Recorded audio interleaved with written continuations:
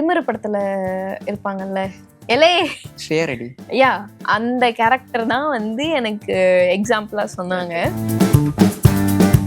பாரதிராஜா சாருக்கு டாட்டரா பண்ணணும், உங்களுக்கு அம்மாவா வடிவுக்கரசி அம்மா பண்ணுவாங்க. எனக்கு ஷாக்கு. ப்ரொமோஷன் டைம்ல எல்லாம் அவர் வா வா இங்க வந்து உட்கார் ரேஷ்மா, இங்க வந்து அப்படி கூப்பிட்டு உட்கார வச்சு லைக் கை பிடிச்சி உட்கார வச்சாங்க. கை பிடிச்சி தான் கூட்டிட்டு போனாங்க. யாரோட ஹெல்ப்பும் இல்லாம அவரால் உட்காரவோ எந்திரிக்கவோ நடக்கவோ முடியாது. ஆக்ஷன்னே பாரதிராஜா சார் ஒரு பிரெக்னன்ட் விமனா நடிச்சிருப்பேன். என்ன அதுக்கப்புறம் பாரதி கண்ணம்மா மூலமா இப்ப சக்திவேல் ஐயனார் துணைன்னு சொல்லி பண்ணிட்டு இருக்கேன். அவங்க முடியெல்லாம் பிடிச்சி இழுத்து சண்டையெல்லாம், பொய் சொல்லக்கூடாது, பொய் சொன்னா என்னெல்லாம் வாங்குவோம் அதெல்லாம் நிறைய தெரிஞ்சுக்கிட்டேன். படம் பண்றவங்களே வந்து நம்மள தேடி வராங்கும் போது வரம் தேடும் படலம் தமிழ் மேட்ரிமோனியில் இனிதே தொடங்கட்டும். 25 ஆண்டுகளாக நம்பகமான சேவை. தெளிவுகளை நேரில் வணக்கம். நான் உங்க ஜீவா பேசிட்டு இருக்கிறேன். இப்போ நம்ம கூட இந்த கான்வர்சேஷன்ல ரேஷ்மா அவர்கள் வந்து இணைஞ்சிருக்காங்க. எஸ் அஃப்கோர்ஸ் ஷாலினி ஸ்டோர்ஸ் மூலியமா நமக்கு ரொம்ப ஃபேவரட் ஆனவங்க. இப்போ ஐயனார் துணை அப்படின்ற நிறைய சீரிஸ் பண்ணிட்டு இருக்காங்க. தொடர்ந்து உங்களோட ஜேர்னி பத்தி நிறைய விஷயங்கள் நம்ம கேட்டு தெரிஞ்சுக்க போறோம். வாங்க பார்க்கலாம். வணக்கம் மேம். வணக்கம். சூப்பரான ஜேர்னி அப்படின்னு தான் சொல்லணும். யூடியூப் டு சீரியல்ஸ் அப்படின்றது வந்து அந்த ஜேர்னி இப்போ திரும்பி பார்க்கும்போது எப்படி இருந்திருக்கு, எவ்வளவு அப்ஸ் அண்ட் டவுன்ஸ் இருந்திருக்கு, எவ்வளவு ஸ்பீட் பிரேக்கர்ஸ் இருந்திருக்கு, அந்த ஜேர்னி பத்தி அப்படியே கொஞ்சம் விவரிச்சிங்கன்னா சூப்பரா இருக்கும். நீங்க சொன்னா எல்லாமே இருந்திருக்கு, எதுவும் இல்லைன்னா சொல்ல முடியாது. ஆப்வியஸா எதுவுமே அவ்வளவு ஈஸியா கிடைச்சிடாது அப்படின்றது வந்து உண்மைதான். அப்ஸ் அண்ட் டவுன்ஸ் நிறைய இருக்கும். அண்ட் யூடியூப் டூ சீரியல்ஸ் வந்து என்ன சொல்றது, அடுத்த ஸ்டெப்னு சொல்லலாமே. நெக்ஸ்ட் ஸ்டெப் ஒரு நல்ல க்ரோத் கிடைச்சது. அண்ட் சீரியல்ஸ் மூலமா நிறைய மக்களை வந்து ரீச் பண்ண முடிஞ்சது. லைக் அவங்க வீட்டுல ஒரு பொண்ணு அப்படின்ற மாதிரி நிறைய இடத்துல எனக்கு அந்த விஷயங்கள்லாம் கிடைச்சது. நிறைய பேர் வந்து பிளஸ் பண்ணாங்க. இப்போ நார்மலா ஆட்டோல போறேன் இல்ல கேப்ல போறேன்னா, நல்லா பண்றீங்க, கவலைப்படாதீங்க, கண்டிப்பா ஒரு நாள் உங்களுக்குன்னு ஒரு ஸ்கிரீன் கண்டிப்பா கிடைக்கும், உங்களுக்குன்னு ஒரு இடம் இருக்கு, ஸோ நீங்க ட்ரை பண்ணிட்டே இருங்கன்னு ஒரு ஆட்டோக்காரர் வந்து என்கிட்ட சொன்னாரு. அண்ட் அவங்க ஆட்டோல போயிட்டு இருக்கும்போது என் ஒய்ஃப் உங்ககிட்ட பேசினா சந்தோஷப்படுவா, வீடியோ கால் மட்டும் பண்ணி கொடுக்குறேன் பேசுங்க. ஸோ எனக்கு அந்த விஷயம்லாம் வந்து ரொம்ப சந்தோஷமா இருந்தது. பரவாயில்ல, நம்ம கரெக்டான ரூட்ல தான் போய்கிட்டு இருக்கோம். மக்கள் நிறைய பேர் நம்ம பண்றதை வந்து அக்செப்ட் பண்றாங்க. ஸோ நம்ம பண்ற ஒவ்வொரு கேரக்டர் ஆகட்டும், ஒவ்வொரு ரோல் ஆகட்டும், யாரையும் ஹர்ட் பண்ணல, நம்ம பண்றதை அவங்க அக்செப்ட் பண்றாங்க. அண்ட் மக்களுக்கும் அது பிடிச்சிருக்கு அப்படின்ற விஷயம்லாம் அது போ தெரிஞ்சுக்கிட்டேன். ரொம்ப சந்தோஷமா இருக்கு இந்த growth பார்க்கும்போது. பின்னாடி திரும்பி பார்த்தா அவ்வளோ கஷ்டங்கள் இருக்கு. ஹாப்பி ஃபேஸஸ் மட்டும் தான் நம்ம வெளியே காட்டுறோம். சேட் ஃபேஸஸ் ஆகட்டும், டவுன்ஸ் ஆகட்டும், அது எதுவுமே நம்ம வெளியே காட்டுறது இல்லை. பட் வெளியே காட்டலனாலும் அதுக்கான ஒரு பலன் கிடைக்குது அப்படிங்கும்போது இட்ஸ் ஓகே. ஸோ இப்படி தட்டி விட்டுட்டு போயிடலாம் அப்படின்ற மாதிரி அது பெரிய பூஸ்டப் கொடுக்கும். கண்டிப்பா பெரிய பூஸ்டப். அந்த ஃபெயிலியர்னாலதான் வந்து இன்னைக்கு இவ்வளவு பெரிய growth கிடைச்சிருக்குன்னே நான் வந்து சொல்லுவேன். அந்த ஃபெயிலியர் இல்லைன்னா நமக்கு இந்த விஷயம் கிடைச்சிருக்காது. அடுத்தடுத்து அப்படியே போயிட்டு என்ன நமக்கு ஒரு பிரேக்கே இல்லையே, ஏதோ தப்பா இருக்கு போல அப்படின்ற மாதிரி ஒரு கொஸ்டின். நான் நல்லாவே போனாலும் எனக்கு ஒரு டவுட் வரும் தான். பட் இந்த இடத்துல அதெல்லாம் இல்லை. டவுனும் இருக்கு, அப்பும் இருக்கு. ஸோ ஓகே, நம்ம கொஞ்சம் கரெக்டான மீட்டர்ல தான் டிராவல் ஆகிட்டு இருக்கோம் அப்படின்ற மாதிரி. ஒவ்வொரு ப்ராசஸ்லயுமே நம்ம சில விஷயங்களை வந்து லேர்ன் பண்ணிப்போம், சில விஷயங்களை நம்ம அன்லேர்ன் பண்ணிப்போம். கண்டிப்பா அது வந்து எல்லாருமே ஃபாலோ பண்ணிட்டே இருப்பாங்க. ஸோ இந்த ஒரு ஜேர்னி சொன்னீங்களா, யூடியூப் டு சீரியல் அப்படின்ற ஜேர்னி நிறைய விஷயங்கள் கிடைச்சிருக்கு. ஸோ இந்த ப்ராசஸ்ல நீங்க என்னென்ன விஷயங்கள் லேர்ன் பண்ணிக்கிட்டீங்க, என்னென்ன விஷயங்கள் அன்லேர்ன் பண்ணிக்கிட்டீங்க? யூடியூபோட ஆக்டிங்க்கும் சீரியலோட ஆக்டிங்க்கும் அவ்வளோ டிஃப்ரென்ஸ் இருக்கு. யூடியூப் வந்து ப்ராம்ப்ட்லாம் பண்ண மாட்டாங்க, டயலாக்ஸ் கொடுத்துடுவாங்க, நம்ம ப்ரிப்பேர் பண்ணிட்டு போய் பண்ணுறது தான் யூடியூப் பொறுத்த வரைக்கும். ஆனால் சீரியல் அப்படி இல்லை. ப்ராம்ப்டிங் வந்து லைக் சொல்கிறாங்க, பின்னாடி சொல்ல நடிச்சிடலாம், இதெல்லாம் ஒரு விஷயமா. ஆனால் அது அப்படி கிடையாது. அது அவ்வளோ ஈஸி கிடையாது, ரொம்ப கஷ்டம். நான்லாம் எனக்கு அக்செப்ட் பண்ணுறதுக்கே கொஞ்சம் டைம் ஆகிடுச்சு. அண்ட் அதை அக்செப்ட் பண்ணிட்டு போகும்போது யூடியூப்பில் போனால் ஒரு ஆக்டிங் கொடுக்கணும், சீரியல்ல வந்து ஒரு ஆக்டிங் கொடுக்கணும். ஸோ இது ரெண்டுமே கற்றுக்கிறதுக்கு, இது ரெண்டும் செப்பரேட்டாக ஒரு விஷயம் கொடுக்கறதுக்கு எனக்கு ஒரு டைம். ஸோ இந்த விஷயத்தெல்லாம் நான் லேர்ன் பண்ணிக்கிட்டேன். அண்ட் அந்த எமோஷன் சீரியல் வந்து எப்படின்னா கட் சொல்லிட்டு எல்லாம் நார்மலாக இப்படி ஜாலியாக சிரிச்சுட்டு இருப்பாங்க. யூடியூப்னா அப்படி இல்லைல்ல, நம்ம ஆல்ரெடி ப்ரிப்பேர் பண்ணிட்டு போயிடுவோம். நான் வந்து எப்படின்னா டே ஃபுல்லாக அதே மூடில் இருப்பேன். எனக்கு கட் பண்ணி வந்துட்டா ரொம்ப ரேராக தான் பேசி சிரிப்பேனே தவிர, கட் சொன்னாலும் நான் அதே மூட்ல தான் இருப்பேன். ஆனா சீரியல்ல கட் சொன்னா எல்லாரும் இப்படி பேசிட்டு சிரிச்சுட்டு அப்படி இருக்காங்க. ஆக்ஷன் சொன்னா இப்படி அழுகுறாங்க, சீரியஸா அழுகுறாங்க. அது எப்படி இவ்வளவு நேரம் சிரிச்சுட்டு இருந்தாங்க, ஆக்ஷன் சொன்னோன்னே எனக்கு அந்த விஷயம்லாம் ரொம்ப டஃப்பா இருந்தது கத்துக்கிறதுக்கு. ஓகே, இந்த விஷயம்லாம் என்னதான் சிரிச்சாலும் ஆக்ஷன்னா நம்ம அழுதுறணும், அந்த விஷயத்த கொண்டு வரணும். அப்படி நான் இன்னும் அந்த அழுகிற விஷயத்த வந்து லேர்ன் பண்ணிட்டு தான் இருக்கேன். எப்படியாவது கண்ணுல கண்ணீர கொண்டு வந்துரணும்டா அப்படின்னு சொல்லிட்டு. ஸோ அந்த விஷயம் அண்ட் ப்ராம்ப்ட் இதெல்லாம் ரொம்ப டிஃபிகல்ட்டான ஒரு டாஸ்க் தான். யார்கிட்ட போய் நீங்க போய் பேசியிருக்கிறீங்க? அந்த மாரி ஒரு ஃபேன் கேர்ள் மொமெண்ட் அப்படின்ற மாரி இல்லாம ஒரு எக்ஸைட்மென்ட்டோட அவங்கள பார்த்துருக்கிறீங்க நீங்க?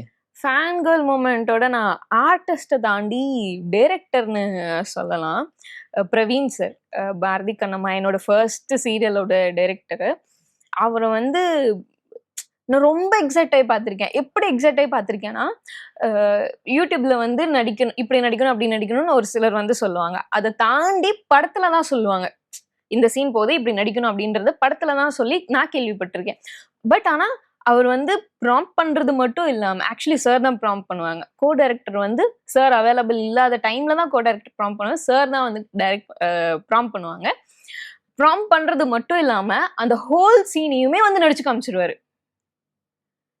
லைக் நான் வந்து யோசிப்பேன், சார்லாம் நடிக்க வந்தா நம்மலாம் என்ன ஆகுறது? அப்படின்ற மாரி நான் யோசிச்சிருக்கேன். அந்த அளவுக்கு சார் வந்து நடிச்சு காமிச்சு, நான் ரொம்ப அவர் வியந்து பார்த்துருக்கேன் அவர் நடிச்சு காமிச்சத.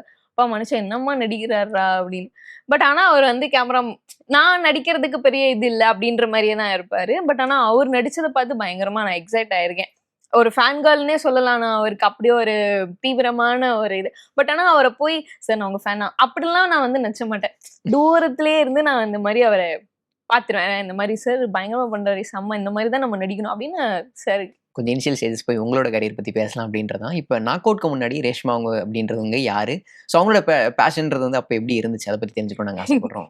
நாக் அவுட்க்கு முன்னாடி நான் வந்து காலேஜ் படிச்சுட்டு இருந்தேன். ஐடி தான் படிச்சுட்டு இருந்தேன். அண்ட் 2019ல என்னோட காலேஜ் கரியர் முடிஞ்சிருச்சு. தென் அஃப்கோர்ஸ் நான் வந்து ஜாப் போக வேண்டியது. அன்ஃபார்ச்சுனேட்டா நான் ஒருத்தரை ரொம்ப ரேண்டம் பர்சனா ரோட்ல ஒருத்தரை மீட் பண்ணி, அவங்க வந்து என்கிட்ட இந்த மாதிரி இருக்கு வெப் சீரிஸ் பண்ணணும் ஒரு சேனல்ல. நீங்க வந்து ரேண்டமா கேட்டது அந்த வாய்ப்பு. ஆமா ரேண்டம் பர்சன் ரோட்ல போயிட்டு இருந்த ஒரு ரேண்டம் பர்சன் இந்த மாதிரி பண்ணணும் அப்படின்னு சொல்லி கேட்டு, அப்புறம் நாக் அவுட்க்கு என்னோட ஃபோட்டோஸ் அனுப்பிச்சு, அப்போ நான் வந்து கோயம்புத்தூர்ல இருந்தேன். இவங்க சென்னை பீப்பிள். அவங்க வந்து ஒரு ஸ்கிரிப்ட் அனுப்பிச்சு, இத நீங்க வீடியோ பண்ணி சென்ட் பண்ணுங்க அப்படின்னு சொல்லவும், நான் வீடியோ எனக்கு நடிக்கலாம் தெரியாதுங்க. நடிப்புக்கும் என்னோட ஃபேமிலி ஆகட்டும், எனக்காகட்டும் சம்மந்தமே கிடையாது. நான் ஒரு நார்மல் ஃபேமிலில இருக்க ஒரு பொண்ணு. ஸோ அப்படிதான். இது வந்து பேஷன் அப்படிலாம் கிடையாது. ஒன்ஸ் நான் நாக் அவுட் வந்து ஃபர்ஸ்ட் வெப் சீரிஸ் நடிச்சு முடிச்சதுக்கு அப்புறம் தான், ஓகே நமக்குள்ள ஏதோ இருக்கு போல. ஸோ நம்ம ஏன் ட்ரை பண்ணக்கூடாதுன்னு நான் அம்மா கிட்ட கேட்டேன். ஃபர்ஸ்ட் அம்மா பெர்மிஷன் குடுத்ததுக்கு அப்புறம் தான் நான் வந்து இந்த நாக் அவுட் ஓகே பண்ணி சென்னை வந்ததே. அப்புறம் ஃபர்ஸ்ட் வெப் சீரிஸ் நல்லா போனதுக்கப்புறம் நான் அம்மா கிட்ட கேட்டேன், அம்மா இந்த மாதிரி இருக்கு, நான் கண்டினியூ பண்ணலாம்னு நினைக்கிறேன். நீங்க என்ன நினைக்கிறீங்க? சரி நீ ட்ரை பண்ணி பாரு. உனக்கு இவ்ளோ தூரம் ஒரு விஷயம் கிடைக்குது, வருதுங்கும்போது நீ ஏன் ட்ரை பண்ணக்கூடாது? நீ ட்ரை பண்ணி பாரு அப்படின்னு சொல்லி அம்மாவும் சப்போர்ட் பண்ணாங்க. அங்கருந்து வளர்ந்தது தான் இது பேஷனா மாறி, இன்னைக்கு இவ்ளோ தூரம் வந்திருக்கேன். ஓகே. இதுக்கப்புறம் கிரியேட் ஆன விஷயம் எல்லாமே மேஜிக் அப்படின்றத நினைக்கிறேன். பிகாஸ் ஆஃப் நாக் அவுட் அப்படின்றது. கண்டிப்பா. என்னென்ன மேஜிக் கிரியேட் ஆயிருக்கு அப்படின்னு நீங்க நினைக்கிறீங்க? நான் ஃபர்ஸ்ட் இருந்ததுக்கும், இப்ப இருக்கிறதுக்கும் நெறைய டிஃபரன்ஸ் இருக்கு. அது ஒரு பெரிய மேஜிக்ன்னு நம்ம வந்து சொல்லலாம். ஃபர்ஸ்ட் வந்து நான் ஒருத்தவங்க கிட்ட போய் எனக்கு சான்ஸ் குடுங்கன்னு கேட்கறதுக்கு ரொம்ப யோசிச்சேன். அப்புறம் தான் அந்த விஷயம் நான் தான் பிரேக் பண்ணேன். இல்ல, நம்மள தேடி ஆப்பர்ச்சுனிட்டி வராது. நம்ம தான் ஆப்பர்ச்சுனிட்டி கிரியேட் பண்ணணும்னு சொல்லி நான் தேடி போக ஆரம்பிச்சேன்.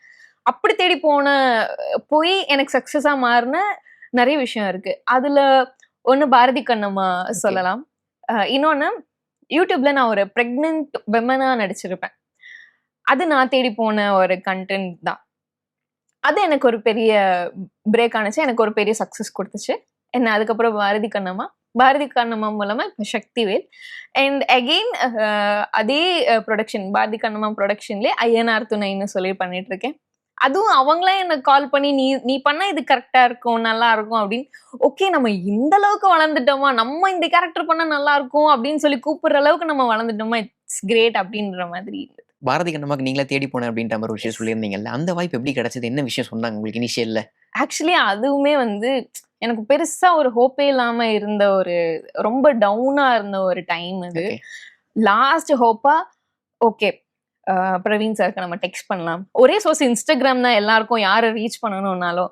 அப்போ இன்ஸ்டாகிராம்ல வந்து பிரவீன் சாருக்கு sir this is me, like இந்த மாதிரி வீடியோஸ்லாம் பண்ணியிருக்கேன், எனக்கு ஒரு ஆப்பர்ச்சுனிட்டி கொடுங்க அப்படின்னு சொல்லி நான் ரேண்டமா டெக்ஸ்ட் பண்ணேன். அடுத்த 3வது நாள் எனக்கு அவர் ரிப்ளை பண்ணிட்டாரு. ஓகேம்மா தட்ஸ் அ கேரக்டர், இந்த மாதிரி நீங்க நேர்ல வாங்க நம்ம லுக் டெஸ்ட் பண்ணலாம் என்னன்னு. ஓகே. நான் என்ன மாதிரி காஸ்டியூம் எப்படி மேக்கப்ல எல்லாமே ரெடி ஆகி போயிட்டேன். Bharathi Kannamma season 1 last day shoot அங்க நடந்துட்டு இருக்கு. ஓகே. ஸோ நான் அங்கே போயிட்டேன்.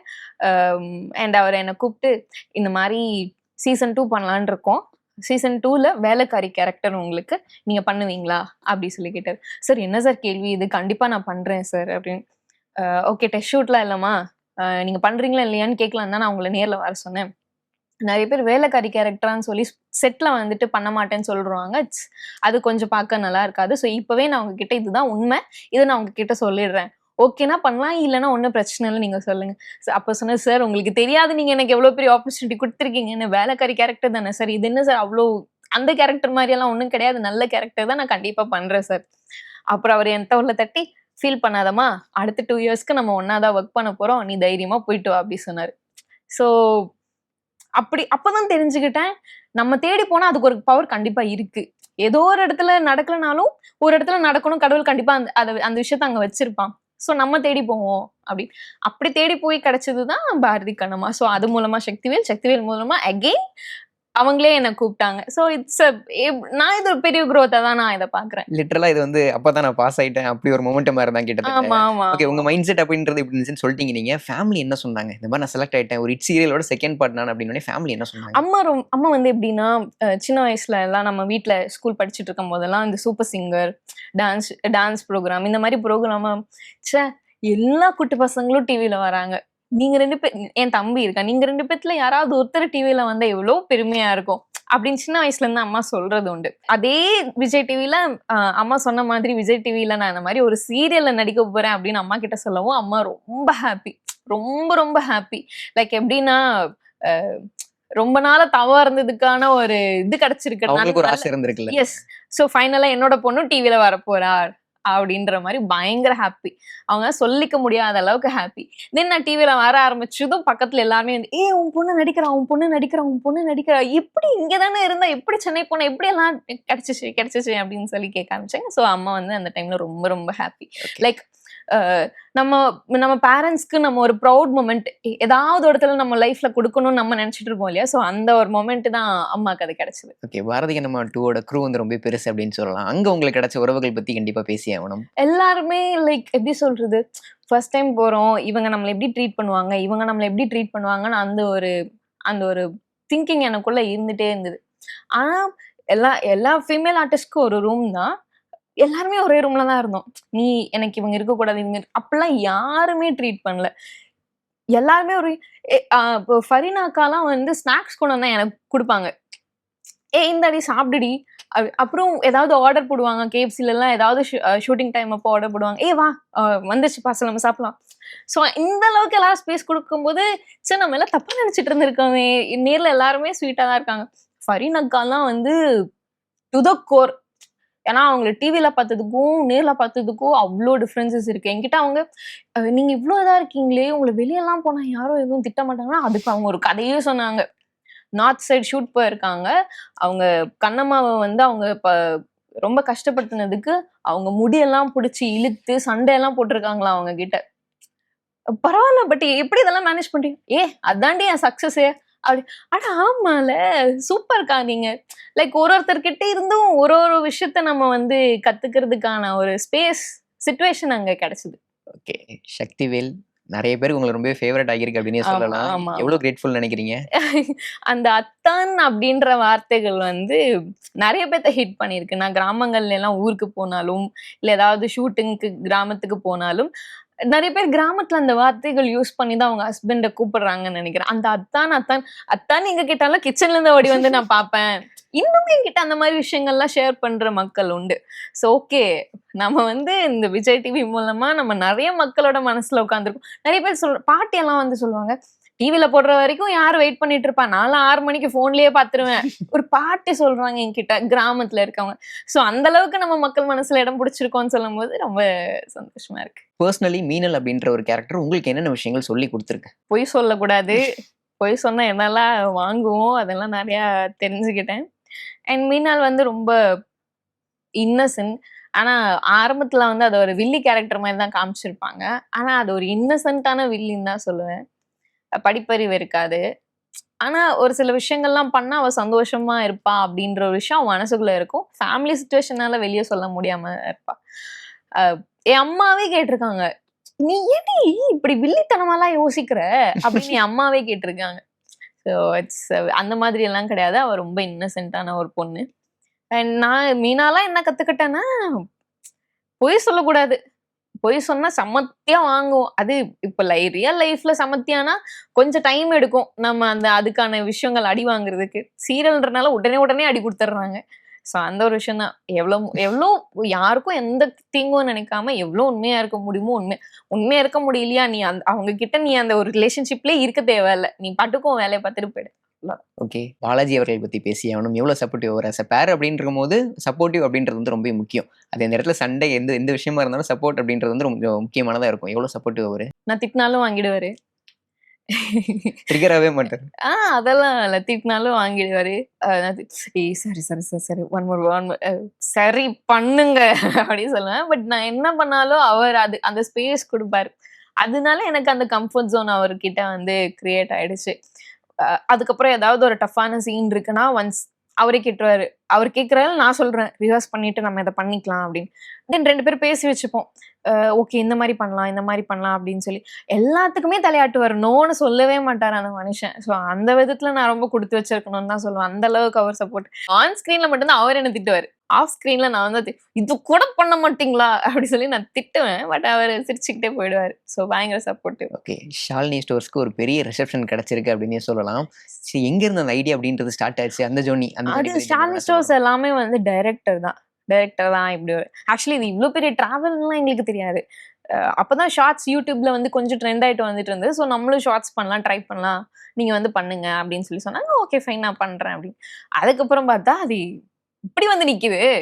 ஓகே ஃபைன் ஏதோ நல்லா தான் இருக்கு பண்ணுவோமே அப்படின்னு சொல்லி கண்டினியூ பண்ண ஒரு விஷயம் தான். ஓகே. மூவி ப்ரமோஷன்ஸ்க்கு ஷாலினி ஸ்டோர்ஸ் வீடியோக்காக வராங்க. எஸ். ஸோ இந்த ஒரு விஷயம் எவ்வளோ கிரேட்ஃபுல் நினைக்கிறீங்க? இனிஷியல் ஸ்டேஜ்ல நீங்க நினைச்சீங்களா? இந்த ஒரு பெரிய ரிசப்ஷன் இந்த ஷார்ட்ஸ்க்கு கிடைக்கும் அப்படின்ற மாதிரி? இல்ல ஆரம்பத்துல அது நினைக்கல. பின்னாடி போகும்போது மூவி பரவாயில்ல படம் பண்றவங்களே வந்து நம்மள தேடி வராங்கும்போது சம்திங் இன் யூடியூப் சம்திங் நம்மளும் பண்ணியிருக்கோம் அப்படின்னு. ஸோ அது ரொம்ப அவங்களுக்கு ரொம்ப கிரேட்ஃபுல்லா தான் நான் ஃபீல் பண்றேன். அட் லாஸ்ட் நான் பண்ண மூவியே நாங்க ஷாலினி ஸ்டோர்ஸ்ல ப்ரொமோஷன் பண்ணோம். ஸோ அதுவும் ரொம்ப சந்தோஷமா இருந்தது. எனக்காக ஷாலினி ஸ்டோர்ஸ் அந்த மாதிரி பண்ணலாம்னா அப்படின்னு சொல்லி அவர்கிட்ட கேட்கும்போது பண்ணிக்கோ ஒன்றும் பிரச்சனை இல்லை நீ அதில் நடிச்சிருக்கல பண்ணிக்கோ அப்படின்னு சொல்லிட்டாரு.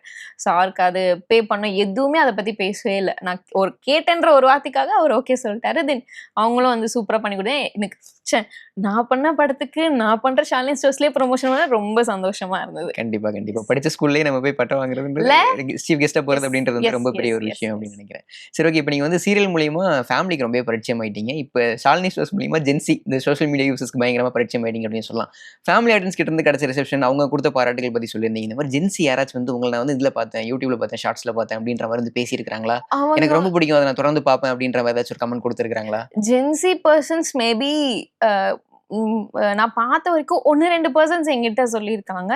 ஆனா நிறைய பேர் வந்து என்கிட்ட இந்த ஜெனரேஷன் பசங்க அப்படிங்கும்போது குழந்தைங்க அக்கா நான் பார்த்தேன். ஈவன் என்னோட அபார்ட்மெண்ட்ல இருக்கிற ஒரு சின்ன குட்டி பையனே அக்கா ஷாலினி ஸ்டோர்ஸ் நீங்க தானே, எனக்கு உங்களை மாதிரி தான் இருக்கு சொல்லுங்க நீங்க தானே.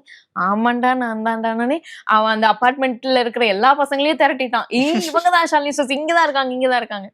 ஸோ குழந்தைங்க மத்தியில பயங்கர ஒரு வரவேற்பு. ஃபோன் இப்பவும் சொல்லுவாங்க லைக் ஷாலினி ஸ்டோர்ஸ் கால் வந்துட்டே இருக்கும். உங்கள்கிட்ட பேசணும்னு ரொம்ப தொந்தரவு பண்ணி ஒரு குழந்தை ரொம்ப தொந்தரவு பண்ணி அப்புறம் எனக்கு கால் பண்ணி அக்கா எனக்கு உங்களை ரொம்ப பிடிக்கும்க்கா, இன்னைக்கு எத்தனை மணிக்கு வருவீங்க, இன்னைக்கு 6 மணிக்கு நீங்க வருவீங்களா, 2 நாளா உங்களை பார்க்கவே இல்லை, வந்துருவீங்கல்ல, கண்ணன் அண்ணாவும் வந்துருவாங்கல்ல, நாங்க பார்க்காம இருக்க முடியாது, எங்களுக்கு எக்ஸாம்க்கா, இருந்தாலும் உங்ககிட்ட பேசணும்க்கா, எங்களுக்கு ரொம்ப ஆசைக்கா, நாங்க டெய்லியும் ஃபோன் பண்ணுவோம்க்கா. லைக் இப்படி பேசுறாங்க.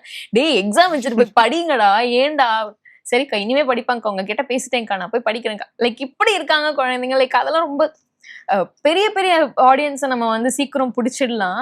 ஆனா குழந்தைங்க ஆடியன்ஸ் பிடிக்கிறது வந்து ரொம்ப கஷ்டம். ஸோ அப்படி குழந்தைங்க நினைவுல அப்படியே தொடர்ந்து இருக்கிறது ரொம்ப கஷ்டம். ஸோ லைக் ஒவ்வொரு குழந்தையும் பார்க்கும்போது ஷாலினி அக்கா சொல்லும்போது ரொம்ப சந்தோஷம். விஜய் அவர்கள் பத்தி பேசி ஆகணும். அவரை கணக்கான பண்ணிட்டு இருக்காரு. எவ்வளவு ஃபன், எவ்வளவு சப்போர்ட்டிவ் அவரு. நான் ரொம்ப ஃபன்னுங்க. எதுவுமே பேச முடியாது. என்ன பேசினாலும் அதுக்கு ஒரு கவுண்டர் ரெடியா வச்சிருப்பாரு. எங்க ஸ்டாக் வச்சிருக்காருன்னே தெரியாது. என்ன பேசினாலும் கவுண்டர் அடிப்பாரு. நான் ஏதாவது பண்றேன் அப்படின்னா அவரு இந்த மாதிரி ரேஷ்மா நீங்க இந்த மாதிரி பண்ணுங்க நல்லா இருக்கும், எனக்கு இன்னும் கொஞ்சம் பாயிண்ட்ஸ்லாம் கொடுப்பாரு.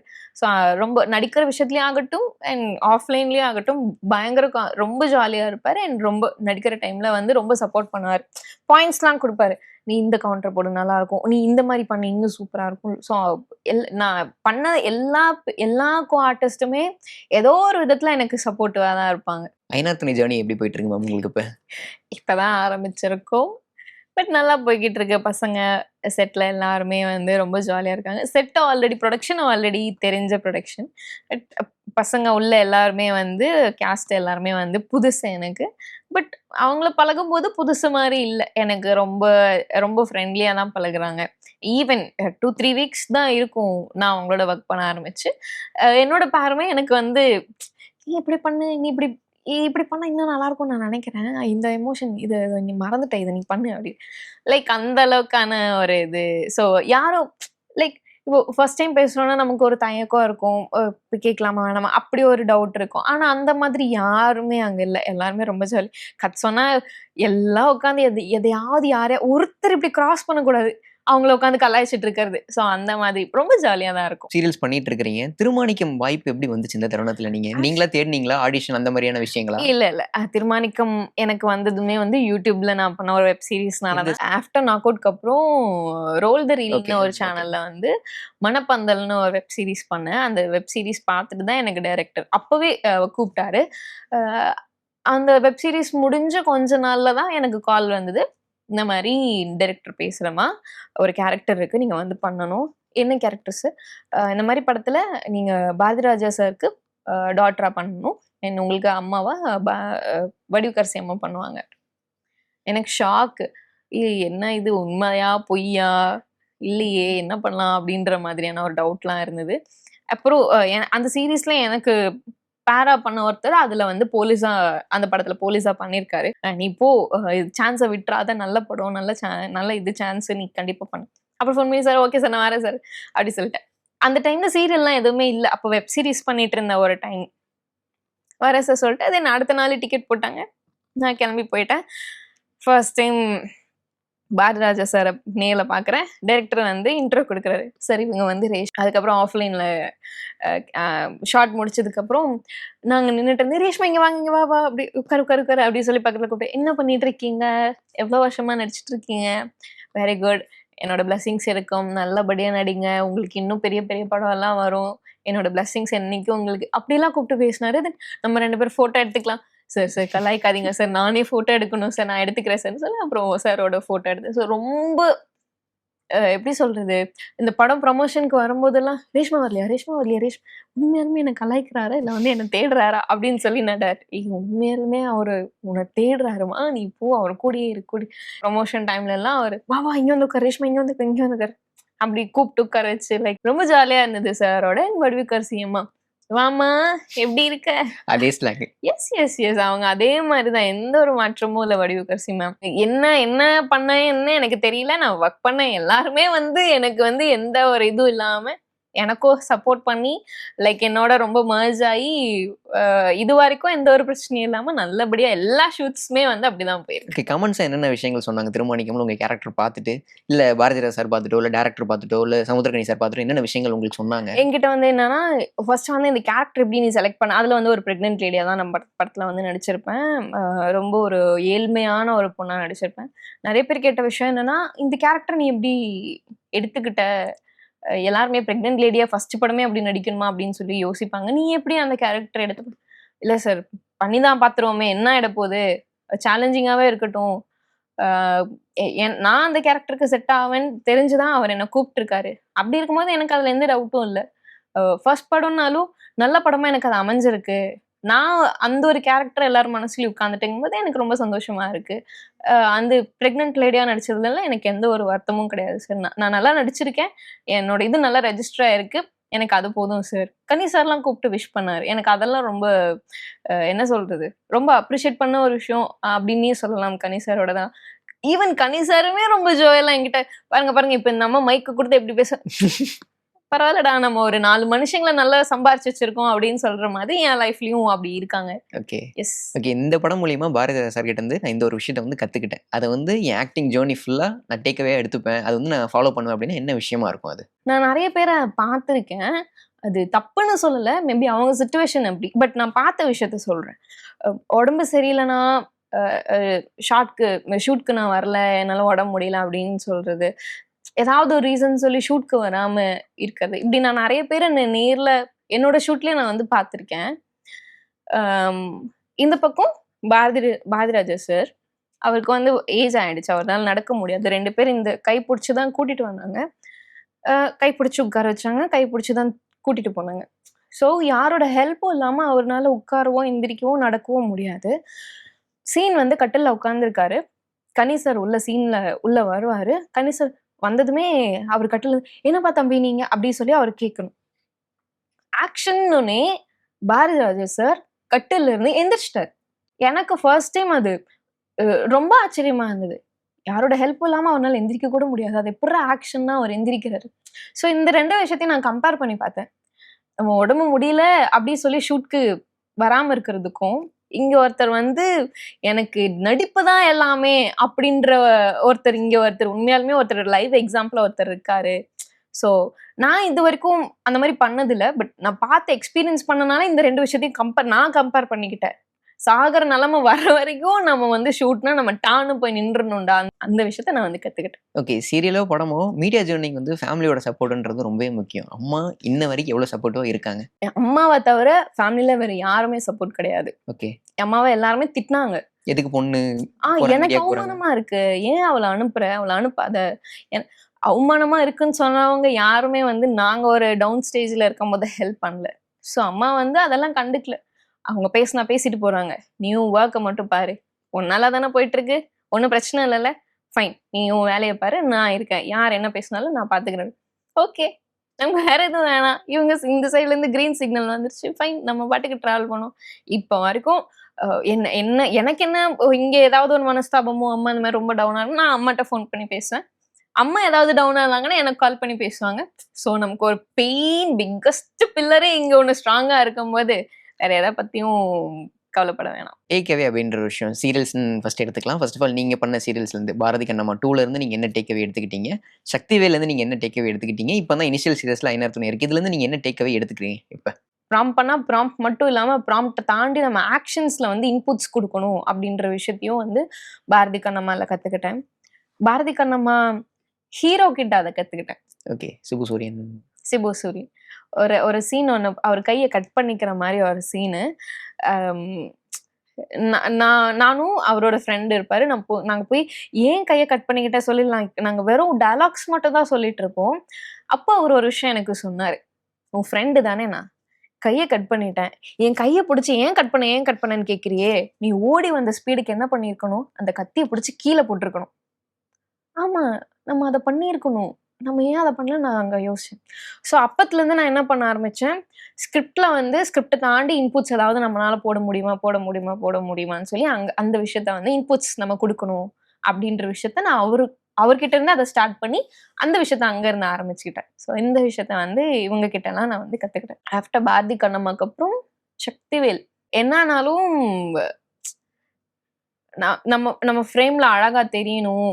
இல்ல நம்ம ஃப்ரேம்ல கரெக்ட்டா நம்ம டயலாக வந்து கன்வே பண்ணணும். சம்டைம்ஸ் டங் வந்து கொஞ்சம் ஸ்லிப் ஆயிடுச்சு அப்டின்னா, பரவால்ல போயிடும் தெரியும் அப்டின்னு அப்டியே விட்டுருவேன். பட் ஆனா அங்க நடிக்கிற நெறைய பேத்த பார்த்து தெரிஞ்சுக்கிட்டேன். அவங்களுக்கு ஸ்லிப் ஆனா அத வந்து அவங்க கிவ் அப் பண்ணவே மாட்றாங்க. "சார் கட் பண்ணிடுங்க சார். நான் இந்த இடத்துல தப்பா சொல்லிட்டேன். நான் மறுபடியும் ரீடேக் போறேன்னு" சொல்லி பண்ணேன். ஓகே.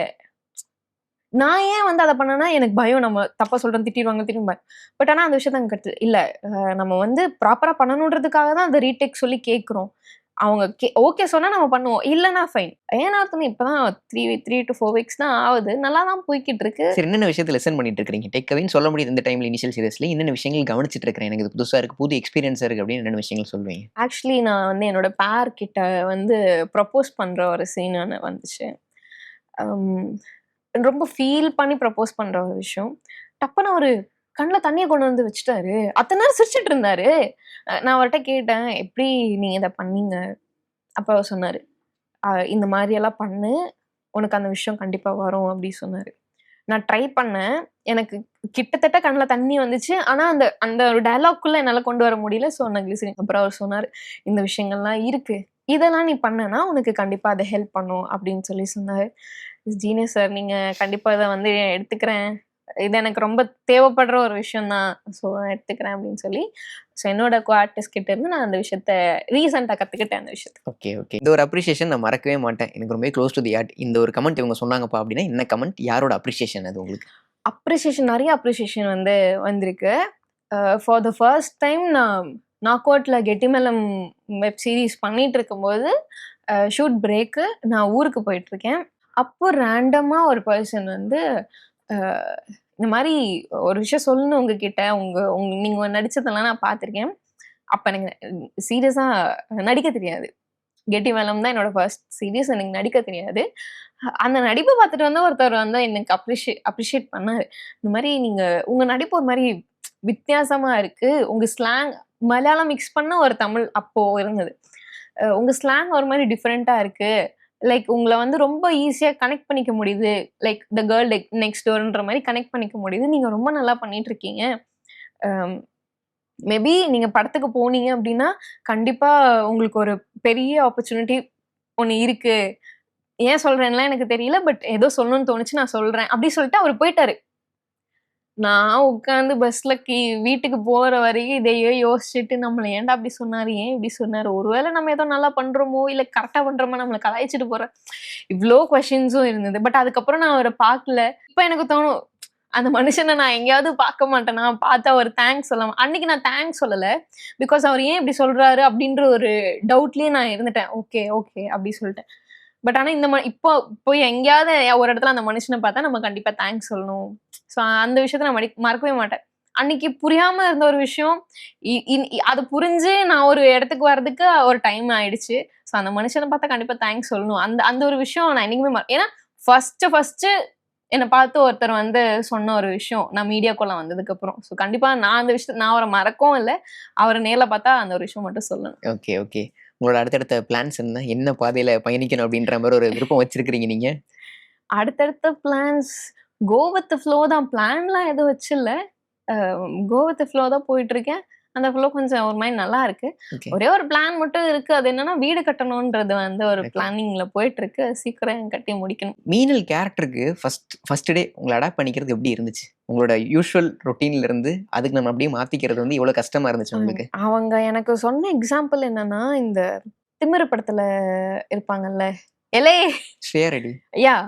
அந்த கேரக்டர் தான் வந்து எனக்கு எக்ஸாம்பிளா சொன்னாங்க. ஓகே. அவங்கள மாரி அட்டயர்ல இந்த ஜுவல்லாம் கூட அவங்கள மாரி ஒரு இதுல ரக்கடான அப்படிதான் இருக்கணும்னு சொன்னாங்க. பைலட் எடுத்தப்போ அதே ஸ்டைல்ல தான் பைலட்டே எடுத்தாங்களே. ஓகே நம்ம இதுல தான்டா டிராவல் பண்ண போறோம் அப்படின்னு நெனச்சுட்டு இருந்தேன். உள்ள போய் 3வது மாசமே என்ன நல்ல பொண்ணா மாத்திட்டாங்க. ஓகே. ஸோ அந்த கேரக்டர் வந்து டிராவல் ஆகல. ஸ்டார்ட்டிங் வந்து ஒரு மாரி ஜாலியா இருந்தது. யூடியூப்லலாம் அந்த மாரி கேரக்டர் பண்ணது இல்லல்ல. ஸோ ஃபர்ஸ்ட் டைம் சீரியல்ல பண்ணும்போது அந்த கேரக்டர் ரொம்ப ஜாலியா இருந்தது. அ கேட்டு பண்ணேன். அடுத்து என்ன அப்படி கேட்டு பண்ணேன். ஓகேங்க. ரொம்பவே நன்றி. நேரத்துக்கும், பொறுமைக்கும் ரொம்பவே thanks. Thank you so much. Thank you so much. மகன் மகளுக்கு வரன் தேடுறீங்களா? கவலைய விடுங்க. உங்களுக்காகவே நம்பகமான வரன் பார்க்கும் சேவையை 25 ஆண்டுகளுக்கும் மேலாக செய்து வருகிறது தமிழ் மேட்ரிமோனி. இப்பவே ரெஜிஸ்டர் பண்ணுங்க.